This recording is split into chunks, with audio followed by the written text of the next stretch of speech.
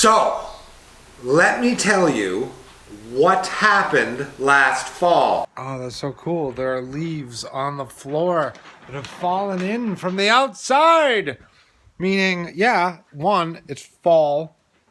And two, there's no roof on my house. This is my kitchen. Right here. This is insane. I will never do this again.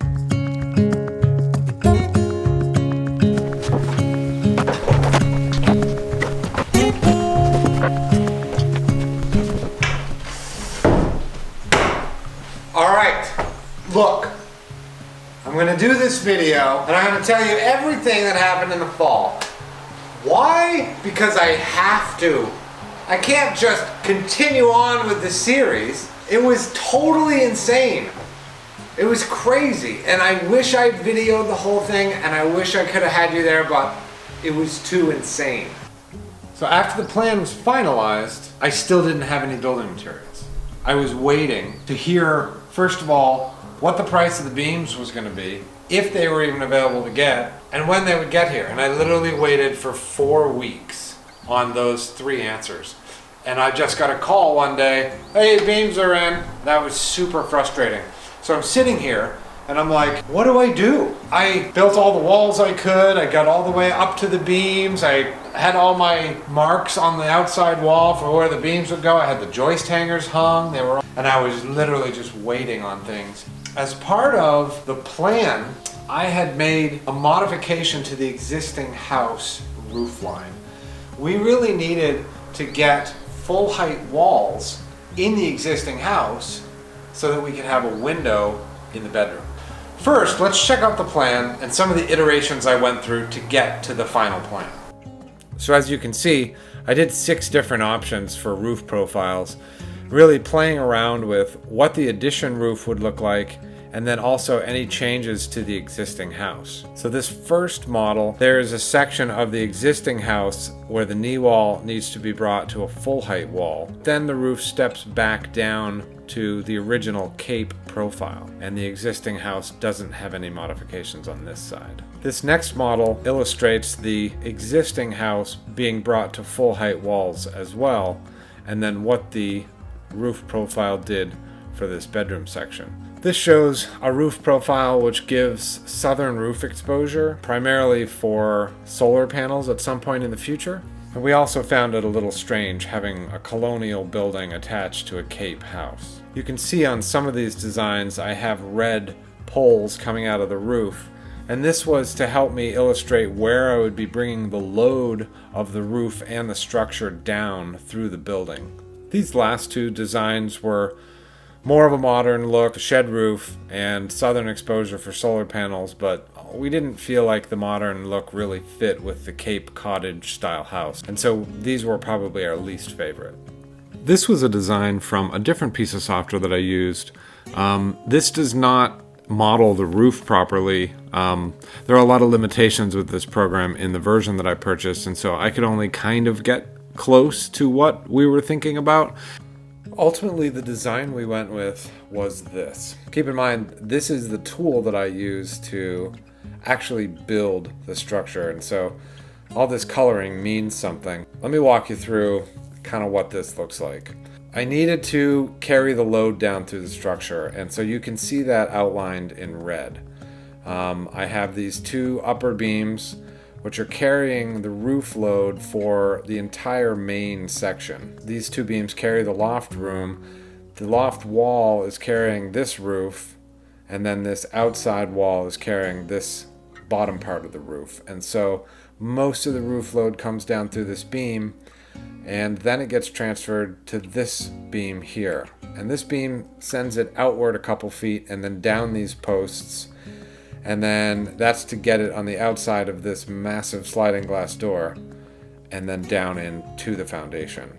That was kind of a lot of the struggle in the fall, is where am I going to send the load down for the main section, but then also this addition part over here, how was I going to send the load down? And I ended up doing that with this beam here and then sending it down through the corner here, and then on the outside of the existing house down to the foundation. And that let me have a clear span living dining room. And that was important to us. And so in this plan, you can see that the existing house roof was brought up to full height, and then I carried that same roof profile all the way out through the addition to help make it not look like so much of an... It's not a bedroom, according to the fire department, if there's no window, so people can get out and firemen can get in. So one of the hardest parts about building this addition was figuring out when to tear into the existing house. I had to figure out whether or not I was going to do that in the fall while building this addition. I've got a baby coming in a month.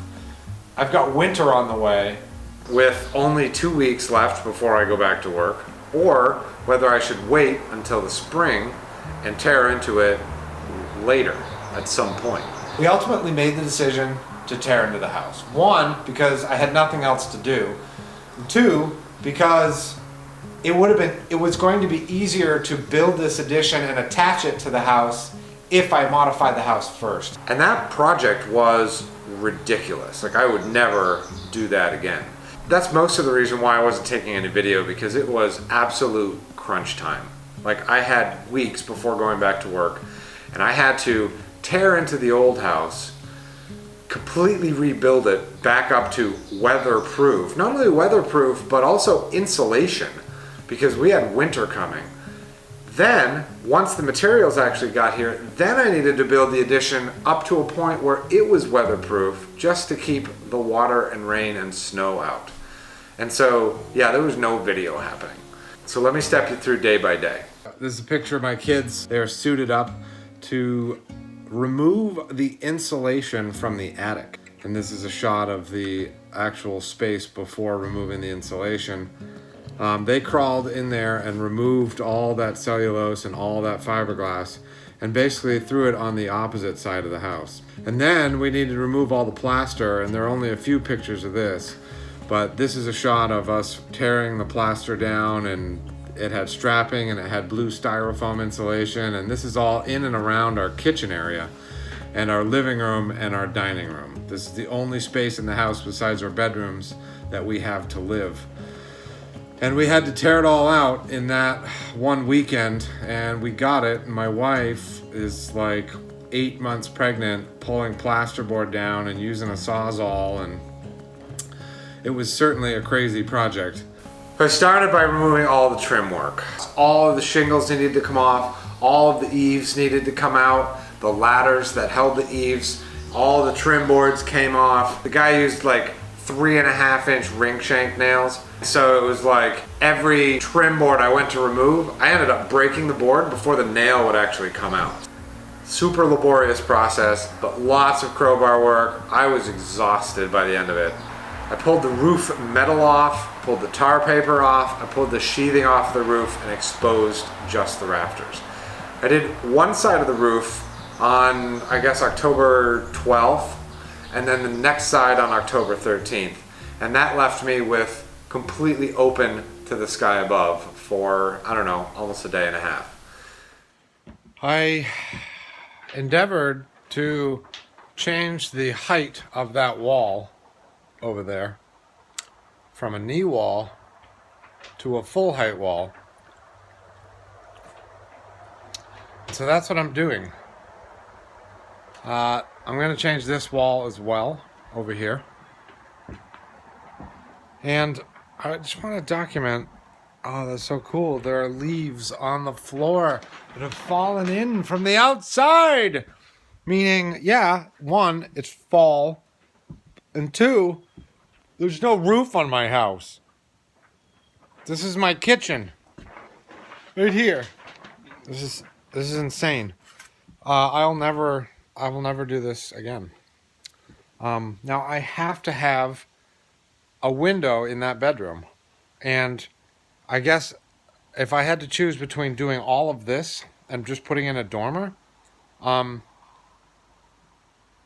would probably choose this, because I don't know that I could put a dormer in there and feel confident of the roof's ability to hold itself up, given how this was framed. Anyway, this is what's going on. This has been a week of this. And it's totally insane.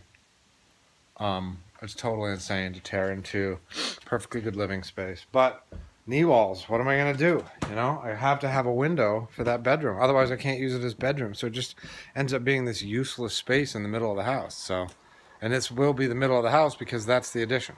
Anyway, I got to get back to work. Don't ever do anything like this.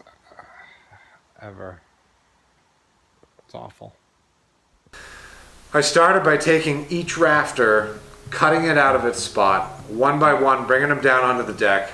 I made a template, I cut a new bird's mouth, I cut a new profile on the top, and then I hung it back onto the ridge beam.